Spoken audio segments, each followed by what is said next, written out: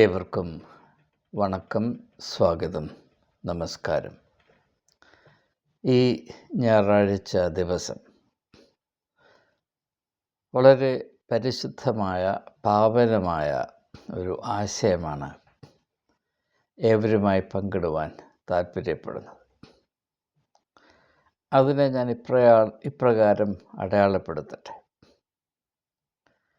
കഴിഞ്ഞ കാലങ്ങളിൽ ഞാൻ ചെയ്ത വലിയ തെറ്റുകളിലൊന്ന് ക്രിസ്തുമതം എന്ന് ഉരുവിട്ടുകൊണ്ടേയിരുന്നു, അല്ലെങ്കിൽ ആവർത്തിച്ചു കൊണ്ടേയിരുന്നു എന്നതാണ്. എന്നാൽ ഈ ജീവിത സായാഹ്നത്തിൽ സുപ്രധാനമായൊരു സത്യം വ്യക്തമായി തിരിച്ചറിയുവാൻ ഇടയായതിൽ ഞാൻ സന്തോഷിക്കുന്നു, സമാധാനം കണ്ടെത്തുന്നു, ദൈവത്തെ സ്തുതിക്കുന്നു. അതെന്താണ്? ക്രിസ്തുമതം എന്ന ഒരു മതം ഇല്ല. ക്രിസ്ത്യാനിയുടെ മതമുണ്ട്. അതിനെ നാം ക്രിസ്തു മതമായി തെറ്റിദ്ധരിച്ചിരിക്കുന്നു. ദീർഘനാളായി ഈ തെറ്റിദ്ധാരണയിൽ, ഈ മുൾപ്പടർപ്പിൽ നാം പെട്ടുകിടക്കുന്നു എന്നതാണ് ഇതിൻ്റെ യാഥാർത്ഥ്യം. ഉള്ളത് ക്രിസ്തു മതമല്ല, ക്രിസ്തു മാർഗമാണ്. യേശുവിൻ്റേത് മതമായിരുന്നില്ല, ഒരു മാർഗമായിരുന്നു. ആ മാർഗത്തെ വക്രീകരിച്ച് അതിൻ്റെ ആത്മീയമായ വെളിച്ചം 100% കെടുത്തി സത്യത്തിന് പകരം അസത്യം സ്ഥാപിച്ചിട്ടാണ് ക്രിസ്തു മതം എന്ന ഒരു പ്രതിഭാസം, ദൗർഭാഗ്യകരമെന്ന് പറയട്ടെ, മനുഷ്യർ സൃഷ്ടിച്ചെടുത്തത്. ഇത് തികച്ചും 100% സംശയലേശമെന്നെ മനുഷ്യൻ്റെ മാനുഷികമായ ചാപല്യങ്ങൾ മുറ്റുനിൽക്കുന്ന, ഭൗതികമായ താല്പര്യങ്ങൾക്കനുസരിച്ച് മാത്രം പ്രവർത്തിക്കുന്ന ഒരു സംവിധാനമാണ്. ഇതും യേശുവിൻ്റെ ആത്മീയ ദർശനവും ആത്മീയ ദൗത്യവും യേശുവിൻ്റെ ലക്ഷ്യവുമായി യാതൊരു ബന്ധവുമില്ല എന്നതാണ് ഇതിന് പച്ച പരമാർത്ഥം. അത് മനസ്സിലാക്കുവാൻ കൂട്ടാക്കുന്നവർ ഈ മതത്തെ ഉപേക്ഷിച്ച് യേശുവിൻ്റെ മാർഗത്തിലേക്ക് മടങ്ങി വരും.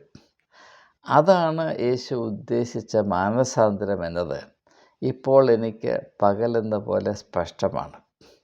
മത്തായിയുടെ സുവിശേഷം 4-ാം അധ്യായത്തിൻ്റെ 17-ാം വാക്യത്തിൽ യേശു തൻ്റെ പരസ്യ ശുശ്രൂഷയുടെ ആരംഭകാലത്ത് ദൈവരാജ്യം സമീപിച്ചിരിക്കയാൽ മാനസാന്തരപ്പെടുവീൻ എന്ന് വിളിച്ചു പറഞ്ഞു എന്ന് നാം വായിക്കുന്നു.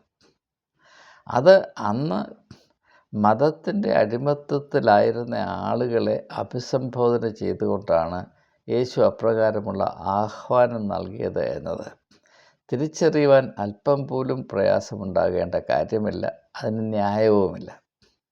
മതം എപ്പോഴും അടിമത്തത്തെ സൃഷ്ടിക്കുന്നു. യേശുവോ മനുഷ്യരെ വിടുവിക്കുവാനും അവരെ സ്വാതന്ത്ര്യത്തിൻ്റെ വിശാലതയിൽ ആക്കി വെക്കുവാനുമാണ് കടന്നു വന്നത്.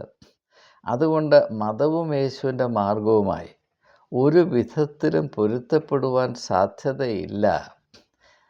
ചരിത്രം അവസാനിക്കുന്നത് വരെ ആ പൊരുത്തക്കേട് അതുപോലെ നിൽക്കുകയും ഒരുപക്ഷെ അതിൻ്റെ മൂർച്ച കൂടുതൽ വർദ്ധിച്ചു വരികയും ചെയ്യും എന്നതാണ് യേശുവിൻ്റെ ക്രൂശീകരണം ആത്യന്തികമായി സാക്ഷ്യപ്പെടുത്തുന്ന സമാനതയില്ലാത്ത സത്യം എന്ന് ഈ സമയത്ത് നാം തിരിച്ചറിഞ്ഞേ മതിയാകുകയുള്ളൂ. അതുകൊണ്ട് തമ്മിലുള്ള വ്യത്യാസം എന്ത് എന്ന് അല്പം ചിന്തിക്കുന്നത് ഉചിതമാണ്. ആ ഒരു കർത്തവ്യമാണ് ഞാൻ ഇനിയും നിർവഹിപ്പാൻ താല്പര്യപ്പെടുന്നത്. നാം ഒരു മതത്തെപ്പറ്റി ചിന്തിക്കുമ്പോൾ അതിന് വ്യക്തമായ ചില ഘടകങ്ങളും സ്വഭാവങ്ങളുമുണ്ട്. അത് ലളിതമായി ഞാനൊന്ന് സൂചിപ്പിക്കട്ടെ.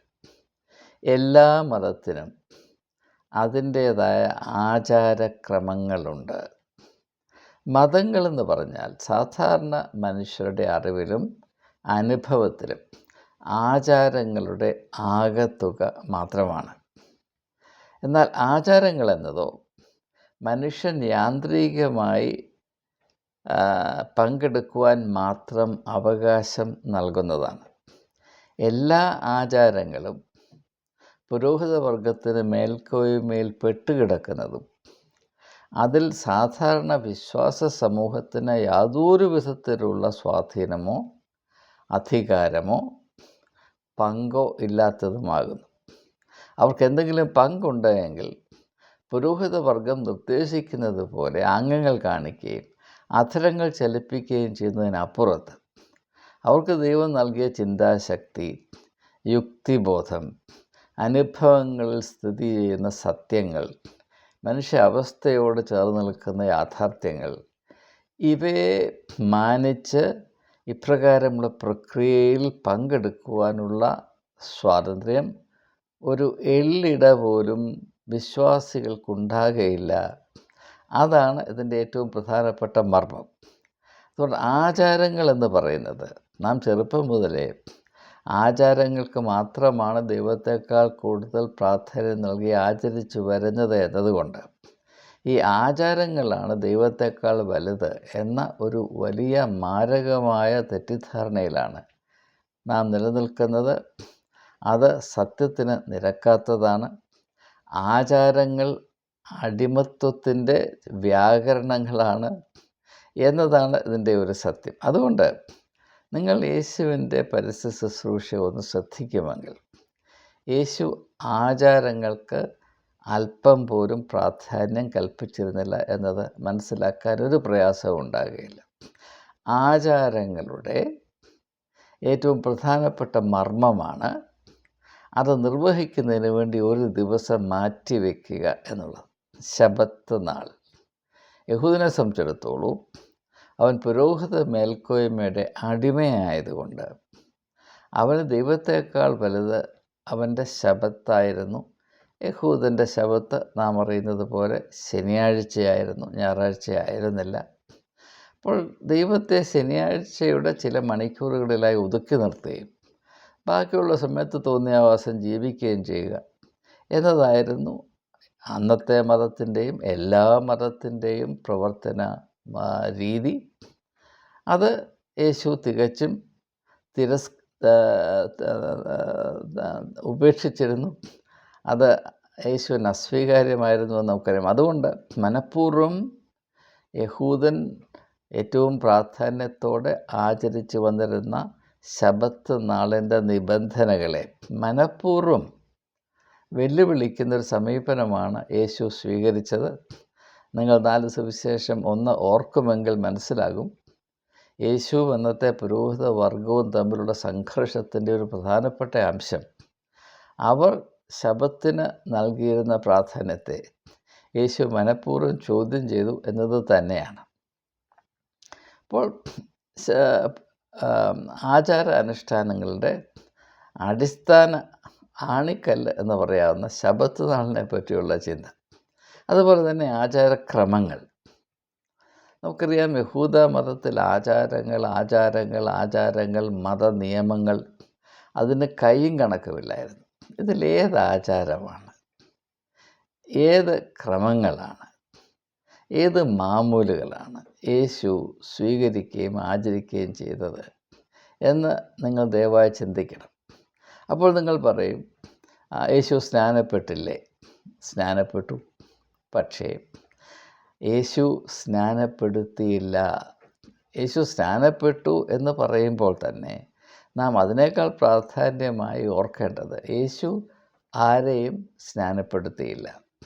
യേശു സ്നാനപ്പെട്ടതിൽ കൂടെ ഒരു പക്ഷേ യേശുവിന് മനസ്സിലായി കാണും, ഈ സ്നാനമെന്ന് പറയുന്നത് ഒരാചാരമാക്കി മാറ്റിയാൽ അത് അർത്ഥശൂന്യമായി പോവുകയും അത് വെറും യാന്ത്രികമായൊരു നടപടിയായി തീരുമ്പോൾ അതിന് ആത്മീകമായ യാതൊരു പ്രസക്തിയും അർത്ഥവുമില്ലാത്ത ഒരു പ്രയോജനശൂന്യമായ ആംഗ്യങ്ങളുടെ സമാഹാരമായി തീരും എന്നത് യേശുവിന് മനസ്സിലായതുകൊണ്ടാണ് യേശു ആരെയും സ്നാനപ്പെടുത്താതിരുന്നത്. അല്ലെങ്കിൽ യേശു സ്നാനത്തിൽ വിശ്വസിച്ചിരുന്നുവെങ്കിൽ തൻ്റെ ശിഷ്യന്മാരെ വിളിച്ചപ്പോൾ ആദ്യം ചെയ്യേണ്ടിയിരുന്നത് അവരെ സ്നാനപ്പെടുത്തുകയാണ്. യേശു അങ്ങനെ ചെയ്തതായി നാം വായിക്കുന്നില്ല. മാത്രവുമല്ല, നാം പ്രത്യേകമായി മനസ്സിലാക്കേണ്ടത്, യേശു സ്നാനമേറ്റത് പുരോഹിതൻ്റെ കയ്യിൽ നിന്നല്ല, പ്രവാചകൻ്റെ കയ്യിൽ നിന്നാണ്. അതിൻ്റെ കാരണം, പ്രവാചകൻ സത്യത്തിൻ്റെ സാക്ഷിയാണ്. യേശു തൻ്റെ പരസ്യ ശുശ്രൂഷയിൽ ഏറ്റവും കൂടുതൽ ഊന്നൽ നൽകിയത് സത്യത്തിനാണ്. തൻ്റെ വ്യക്തിത്വത്തിൻ്റെ തന്നെ സാരാംശം യേശു അവതരിപ്പിക്കുന്നത് സത്യമെന്ന ആശയത്തിൽ കൂടെയാണ്. ഞാൻ തന്നെ വഴിയും സത്യവും ജീവനുമാകുന്നു. അങ്ങനെയുള്ള ഞാൻ തന്നെ സത്യം ആണ്, ഞാൻ സത്യത്തിൽ വിശ്വസിക്കുന്നു, സത്യം ഉപേക്ഷിച്ച് ഒരു നിലപാട് ഞാൻ എടുക്കുകയില്ല എന്ന ഒരു പുരോഹിതനും പുരോഹിത വർഗത്തിനാകമാനവും ഒരു കാലത്തും അവകാശപ്പെടുവാൻ സാധ്യമല്ല. കാരണം മതങ്ങൾ നിലനിൽക്കുന്നത് തന്നെ അസത്യത്തിൻ്റെ അടിത്തറയിൽ മാത്രമാണ്. മതം ദൈവത്തിൻ്റെ ഹിത ആവിഷ്കാരമാണ് എന്നതാണ് ലോകത്തിലെ ഏറ്റവും വലിയ അസത്യം. ഇപ്പോൾ ക്രിസ്തുവിൻ്റെ മാർഗത്തെ ഒരു മതമാക്കി ക്രിസ്ത്യാനിയുടെ മതമാക്കി മാറ്റിയപ്പോൾ അതിൽ ഒരു വലിയ വ്യതിചാനമുണ്ടായത് സത്യത്തിൽ നിന്ന് അസത്യത്തിലേക്കുള്ള ഒരു വഴിമാറ്റമാണ്. ഇതിൻ്റെ വിശദാംശങ്ങൾ ഈ വീഡിയോയിൽ ഉൾപ്പെടുത്തുവാൻ ഞാൻ ഉൾപ്പെടുന്നില്ല. സമയത്തിൻ്റെ പരിമിതി കൊണ്ട് അത് മറ്റു ദിവസം ആയിക്കൊള്ളട്ടെ എന്ന് ഞാൻ കരുതുകയാണ്. അപ്പോൾ യേശു തൻ്റെ പരസ്യ ശുശ്രൂഷയുടെ ആരംഭത്തിൽ യോഹന്നാൻ സ്നാപകനാൽ സ്നാനമേറ്റുവെങ്കിൽ അത് നാം ഇപ്പോൾ അറിയുന്ന സ്നാനവുമായി പുലബന്ധം പോലും ഇല്ലാത്തതാണ്. യേശു സ്നാനമേറ്റത് വാസ്തവത്തിൽ വെള്ളത്താലല്ല, അവൻ സത്യമെന്ന ആ നദിയിൽ പ്രവാചകൻ എന്ന ഒരു പ്രതിഭാസത്തിൻ്റെ മാധ്യമത്തിൽ കൂടെ തൻ്റെ പരസ്യ ശുശ്രൂഷയിലേക്കുള്ള ഒരു പരസ്യമായ പ്രഖ്യാപനം എന്ന നിലയിൽ ഒരു സ്നാനമേറ്റു.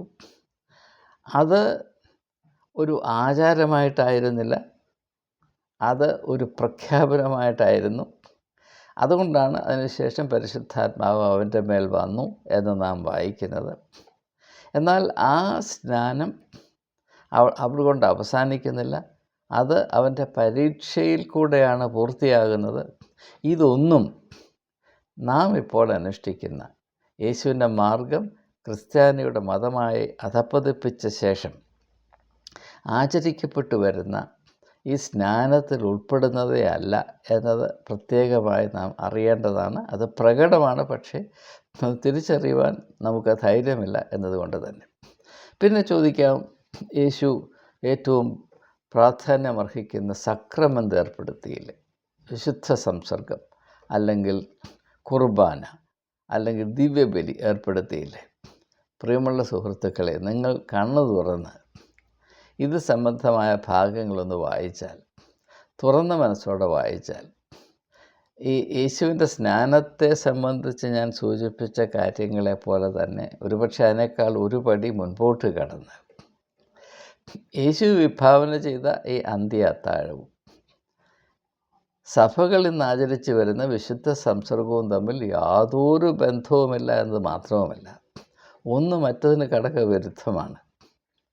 യേശു തൻ്റെ പരസ്യ ശുശ്രൂഷയുടെ പൂർത്തീകരണത്തിൻ്റെ അടയാളമായി ജീവിതത്തിൽ ആദ്യവും അവസാനവുമായി തൻ്റെ ശിഷ്യന്മാരുമായി ഇപ്രകാരമുള്ളൊരു വിരുന്ന് കഴിച്ചു.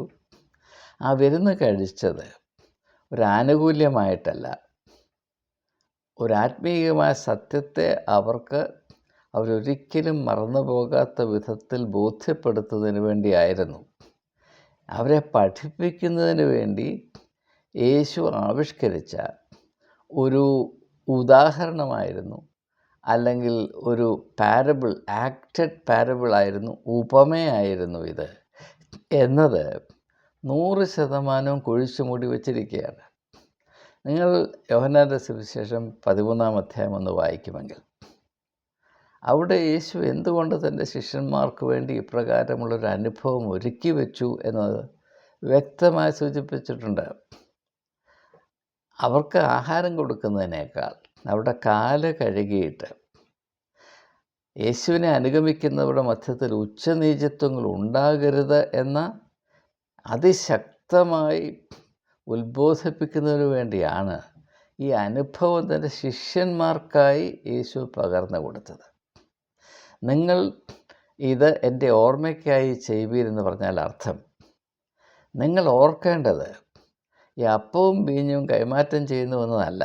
നിങ്ങൾ ഓർക്കേണ്ടത് എൻ്റെ ആത്മീയ ദർശനത്തിൽ എപ്രകാരം മനുഷ്യർ എല്ലാവരും ദൈവസന്നിധിയിൽ തുല്യ വിലയുള്ളവരാണ് എന്നതുകൊണ്ട് നിങ്ങളുടെ മധ്യത്തിൽ ഉച്ചനീചത്വങ്ങളുടെ ഒരംശവും ഒരു വിധത്തിലും ഒരു കാലത്തിലും പ്രവേശിക്കുവാൻ ഇടയാകരുത്.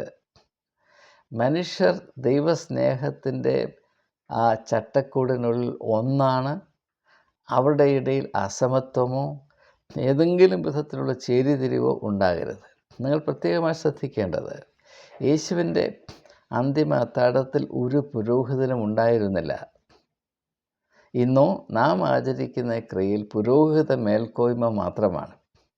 ഒരു വിധത്തിലുള്ള ചേരിതിരിവും ശ്രേണീബദ്ധമായ വ്യവസ്ഥിതിയും ഉണ്ടാകരുത് എന്ന്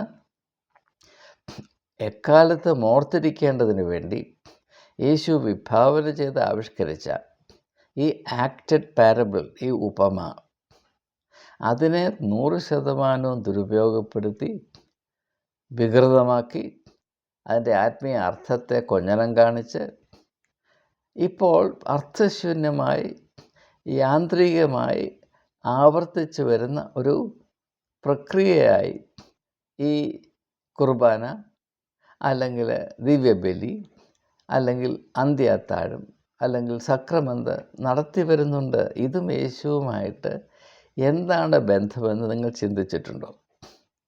ഇതൊന്നും സത്യസന്ധമായി പറഞ്ഞാൽ യേശുവിൻ്റെ മാർഗവുമായി യാതൊരു ബന്ധവുമുള്ളതല്ല. യേശുവിൻ്റെ പേര് ആവർത്തിച്ച് ഉപയോഗിക്കുന്നുണ്ട്, ദുരുപയോഗം ചെയ്യുന്നുണ്ട്, വൃഥ എടുക്കുന്നുണ്ട്, സമ്മതിക്കുന്നു. പക്ഷേ യേശുവിൻ്റെ ആത്മാവിനെ 100% ബഹിഷ്കരിക്കാതെ ഇങ്ങനെയുള്ള കാര്യങ്ങൾ യാന്ത്രികമായി ആവർത്തിച്ച് അതിലേതാണ്ട് ദൈവികതയുണ്ട് ജനങ്ങളെ മനഃപൂർവ്വം തെറ്റിദ്ധരിപ്പിച്ച് അവരെ മതപരമായ അടിമത്തത്തിൽ സ്ഥിതി ചെയ്യുവാൻ അല്ലെങ്കിൽ തളച്ചു വെക്കുവാൻ സാധ്യമാകുകയില്ല എന്ന് ഞാൻ ഈ സമയത്ത് സൂചിപ്പിക്കട്ടെ.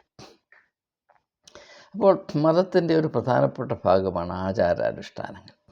യേശു ഇപ്രകാരമുള്ള ആചാരാനുഷ്ഠാനങ്ങൾക്ക് യാതൊരു വിലയും കൽപ്പിച്ചിരുന്നില്ല എന്ന് മാത്രമല്ല, അതുകൊണ്ട് മനുഷ്യൻ്റെ മനുഷ്യത്വത്തിൻ്റെ വെളിച്ചം നഷ്ടപ്പെട്ടു പോവുകയും അവൻ്റെ അടിമത്വത്തിൻ്റെ ഖനം വർദ്ധിക്കുകയും മാത്രം ചെയ്യും എന്നത് യേശു വ്യക്തമായി അറിഞ്ഞിരുന്നു. അത് യേശു പ്രഖ്യാപിച്ചിരുന്നു എന്നത് സുവിശേഷങ്ങളിൽ കൂടെ വ്യക്തമാണ്. അത് ഞാൻ കൂടുതലായി വിശദീകരിക്കേണ്ട ആവശ്യമില്ല എന്ന് കരുതുകയാണ്. രണ്ടാമത്, എല്ലാ മതത്തിലുമുള്ളത് ചില വിശ്വാസ പ്രമാണങ്ങളാണ്, ഡോക്ട്രിൻസ് ആൻഡ് ഡോഗ്മാസ്. നിങ്ങൾ യേശുവിൻ്റെ പരസ്യ ശുശ്രൂഷ ശ്രദ്ധിക്കുമെങ്കിൽ യഹൂദൻ വച്ചു പുലർത്തിയ ഡോക്ട്രിൻസ് ആൻഡ് ഡോഗ്മാസ്, വിശ്വാസ പ്രമാണങ്ങളെ യേശു 100% ചോദ്യം ചെയ്തിരുന്നു.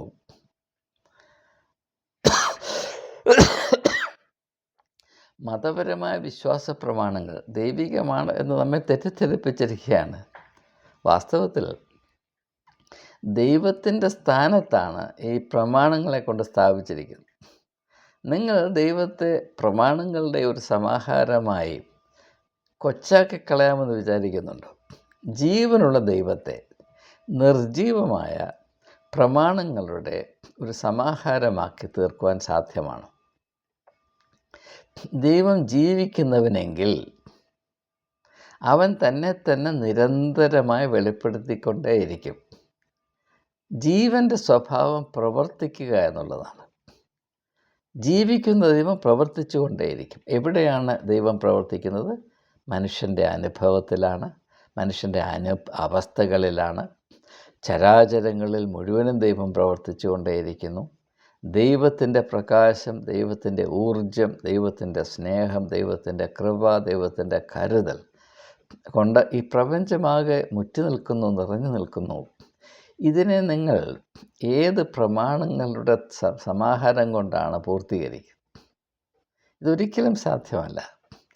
അങ്ങനെ ദൈവത്തെ ചില പ്രമാണങ്ങളിൽ ഒതുക്കിയത് കൊണ്ടാണ് ദൈവത്തെ ജീവിതത്തിൽ നിന്നും, വ്യക്തികളുടെ ജീവിതത്തിൽ നിന്നും, സഭയുടെ അവസ്ഥകളിൽ നിന്നും, സമൂഹത്തിൻ്റെ സ്ഥിതിവിശേഷങ്ങളിൽ നിന്നും നിഷ്കസിച്ചത് അല്ലെങ്കിൽ പുറന്തള്ളിയത്. ലൗദോക്യ സഭയുടെ അനുഭവത്തിൽ ക്രിസ്തുവിനെ സഭയുടെ ഗേറ്റിന് വെളിയിൽ നിർത്തിയിരിക്കുന്നത് പോലെ നാം ക്രിസ്തുവിനെയും പിതാവായ ദൈവത്തെയും ത്രിയേക ദൈവത്തെ നമ്മളുടെ മതമെന്ന് പറയുന്ന ഈ ഗേറ്റിന് വെളിയിൽ നിർത്തിയിരിക്കുകയാണ്. അങ്ങനെ മാത്രമേ ചെയ്യാൻ നമുക്ക് സാധ്യമാകുകയുള്ളൂ എന്നതാണ് ഇന്നത്തെ യാഥാർത്ഥ്യം. അതുകൊണ്ട് നിങ്ങൾ എങ്ങനെ നോക്കിയാലും ക്രിസ്തുവിൻ്റെ മാർഗവും ക്രിസ്ത്യാനിയുടെ മതവും തമ്മിൽ യാതൊരു പൊരുത്തവും ഉണ്ടാകുവാൻ സാധ്യമല്ല. ഇനി മതത്തിൻ്റെ മൂന്നാമത്തെ ഭാഗമാണ് വേദം എന്നുള്ളത്, സ്ക്രിപ്ചർ എന്നുള്ളത്, വേദപുസ്തകം. നമ്മെ സംബന്ധിച്ചിടത്തോളം നാം രണ്ട് കാര്യം പറയും. അത് നമ്മളുടെ പൊരുത്തക്കേട് ഒരിക്കലും പരിഗണിക്കുകയില്ല. നാം പറയും വേദപുസ്തകം ജീവൻ്റെ വചനമാണെന്ന് പറയും. വേദപുസ്തകം എന്താണ്? ജീവൻ്റെ വചനമാണ്. യേശു ആരാണ്? അവൻ ജീവിക്കുന്ന വചനമാണ്. The living word, the word of life and the living word. ഇത് തമ്മിലുള്ള ബന്ധം എന്താണ് നാം ചിന്തിക്കാറില്ല. ജീവൻ്റെ വചനം, ജീവൻ എന്നത് ഒരു കാലത്തും ഉറഞ്ഞ് കട്ട പിടിച്ചിരിക്കുന്ന കാര്യമല്ല. അത് നിരന്തരം പ്രവഹിച്ചു കൊണ്ടേയിരിക്കുന്ന ഒരു മർമ്മമാണ്, ഒരു അനുഭവമാണ്. അങ്ങനെയുള്ള ജീവനെ 2000 വർഷങ്ങൾക്ക് മുമ്പ് സംഭവിച്ച ഒരു 3500-നും 2000 വർഷത്തിനും ഇടയ്ക്ക് മാത്രം സംഭവിച്ച കാര്യങ്ങളിൽ ഒതുക്കി നിർത്തിയിട്ട് നാം ഇന്ന് ഈ 21ാം നൂറ്റാണ്ടിൻ്റെ ആദ്യ ഭാഗത്ത് ജീവിക്കുന്നു. അത് അന്നത്തെ കാലത്ത് സംഭവിച്ചതിനോട് മാത്രമേ ബന്ധമുള്ളൂ. ഇന്ന് പ്രവർത്തിക്കുന്ന ദൈവമില്ല. ദൈവത്തിന് ഇന്നത്തെ സാഹചര്യമായ ഒരു ബന്ധവുമില്ല, സ്വാധീനവുമില്ല, കരുതലില്ല, ചുമതലയില്ല.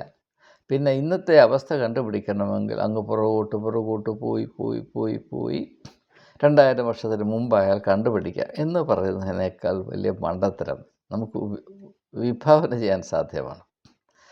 ഒന്നുകിൽ ദൈവം മരിച്ചുപോയി, 2000 വർഷം മുമ്പ് മരിച്ചുപോയി, പിന്നെ മനുഷ്യൻ തോന്നിയാസത് ജീവിക്കുന്നു. അല്ലെങ്കിൽ ദൈവം മരിച്ചിട്ടില്ല, ജീവിക്കുന്ന ദൈവമാണ്. ജീവിക്കുന്ന ദൈവം പ്രവർത്തിച്ചു കൊണ്ടേയിരിക്കും. പ്രവർത്തിക്കാത്ത ദൈവം വെറും ശവം മാത്രമാണ്, പിണം മാത്രമാണ്. ഇതിനെപ്പറ്റി നമുക്കൊരു വ്യക്തതയുണ്ടാകണം. ജീവിക്കുന്ന ദൈവത്തെ ഒരു പ്രമാണത്തിലും ഒതുക്കാൻ സാധ്യമല്ല, ഒരു ഡോക്ട്രിനിലും ഡോഗ്മയിലും ഒതുക്കാൻ സാധ്യമല്ല. കാരണം ഏതെങ്കിലും ഒരു പ്രമാണത്തിൽ ദൈവത്തെ ഒതുക്കാമെങ്കിൽ ആ പ്രമാണം ദൈവത്തിൻ്റെ ശവക്കോട്ടയായിരിക്കും. പിന്നെ ആ പ്രമാണത്തിൻ്റെ പരിധി വിട്ട്, അതിര് വിട്ട് പ്രവർത്തിക്കുവാൻ ദൈവത്തിന് സാധ്യമല്ല. ഓരോ പ്രമാണങ്ങളും ഓരോ കാലഘട്ടത്തിലാണ് ഉരുത്തിരിഞ്ഞ് വന്നിട്ടുള്ളത്. എല്ലാ പ്രമാണങ്ങളും വ്യത്യസ്ത കാലഘട്ടങ്ങളുടെ സൃഷ്ടിയാണ്. ഉദാഹരണമായിട്ട് ത്രിത്വം എന്ന പ്രമാണം, ത്രിയേക ദൈവം ഒന്നാണ്. 3 വശങ്ങളുണ്ടെങ്കിലും 3 പ്രതിഭാസങ്ങളുണ്ടെങ്കിലും അതൊന്നാണ്. 3 in 1, ത്രിയേക ദൈവം എന്ന ആശയമുണ്ടായത് യേശുവിൻ്റെ മരണത്തിന് ശേഷം റോമിലെ ചക്രവർത്തിയായിരുന്ന കോൺസ്റ്റാൻറ്റിൻ്റെ കാലത്താണ്. യേശുവിൻ്റെ കാലത്ത് ഈ ത്രിത്വം എന്ന കോൺസെപ്റ്റില്ലായിരുന്നു. പഴയ നിയമത്തിൽ എങ്ങും ഈ കോൺസെപ്റ്റില്ല.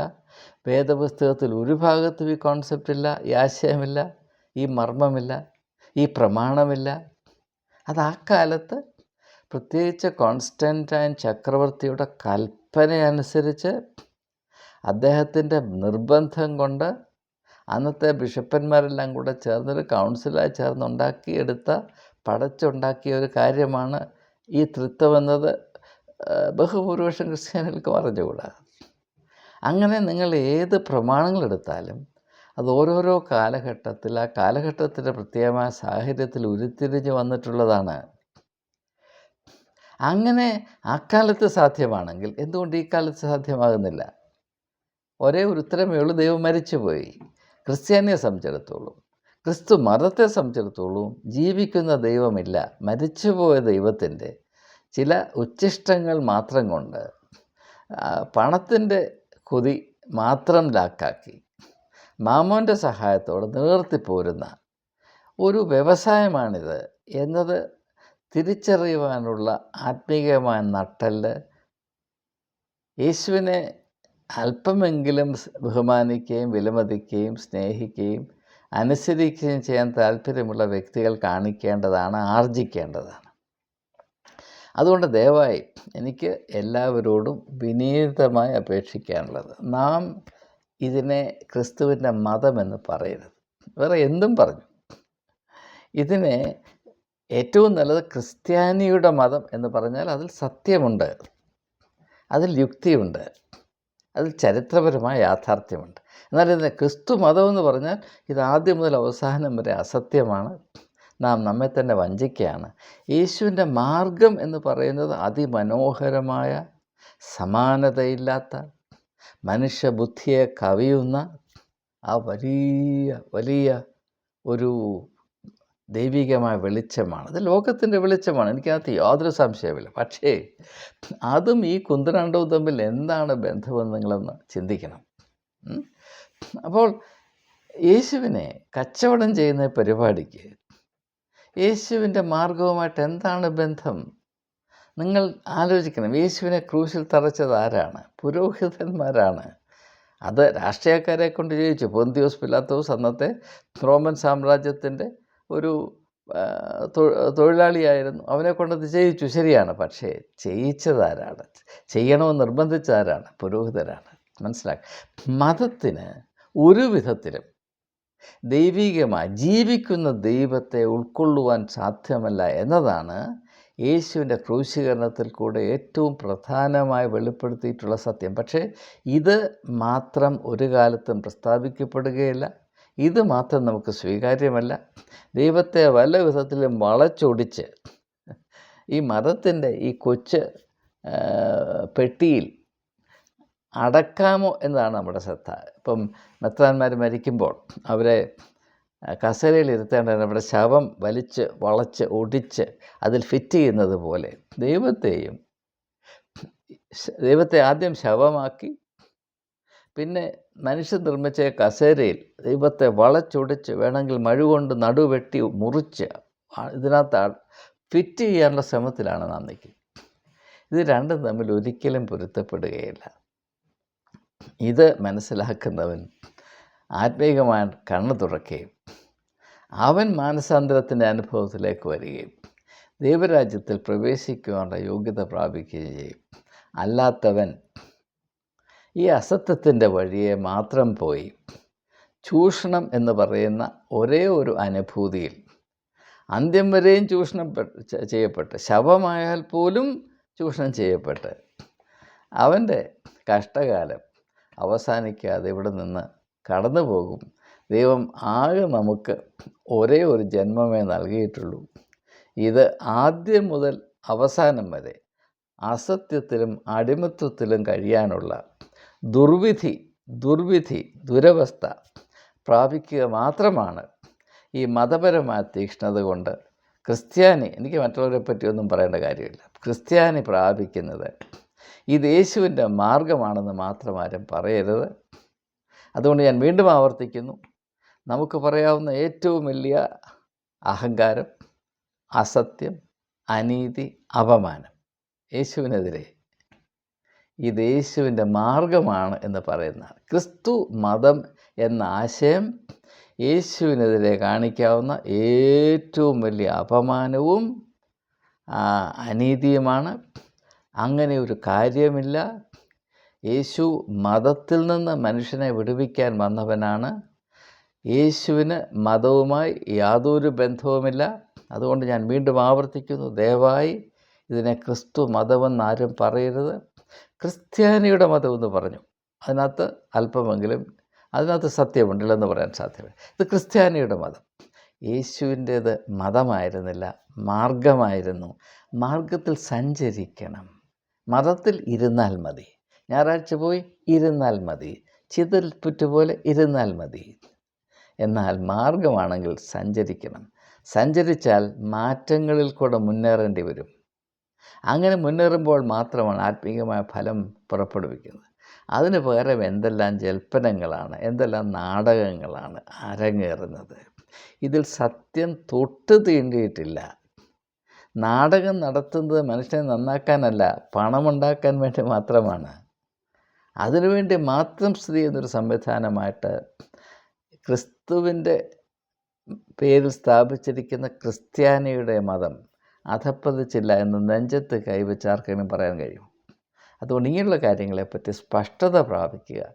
ഈ അന്ത്യകാലത്തെ അന്ധകാരം ഭൂമിയെ വിഴുങ്ങുന്ന ഒരു സാഹചര്യത്തിലേക്ക് നാം ആയിത്തീരുന്ന ഈ സാഹചര്യത്തിൽ അല്പമെങ്കിലും ആത്മീയമായ സ്പഷ്ടത പ്രാപിക്കുക നമ്മുടെ അനിവാര്യമായ ആവശ്യമായതുകൊണ്ടാണ് ജീവൻ പണയപ്പെടുത്തി ഞാൻ ഇങ്ങനെയുള്ള വെളിപ്പെടുത്തലുകൾ നടത്തുവാൻ നിർബന്ധിതനായിത്തീരുന്നത് എന്നുകൂടെ സൂചിപ്പിച്ചുകൊണ്ട് വാക്കുകൾ ഉപസംഹരിക്കുന്നു. ദൈവം ഏവർക്കും നല്ല ബുദ്ധി നൽകുമാറാകട്ടെ.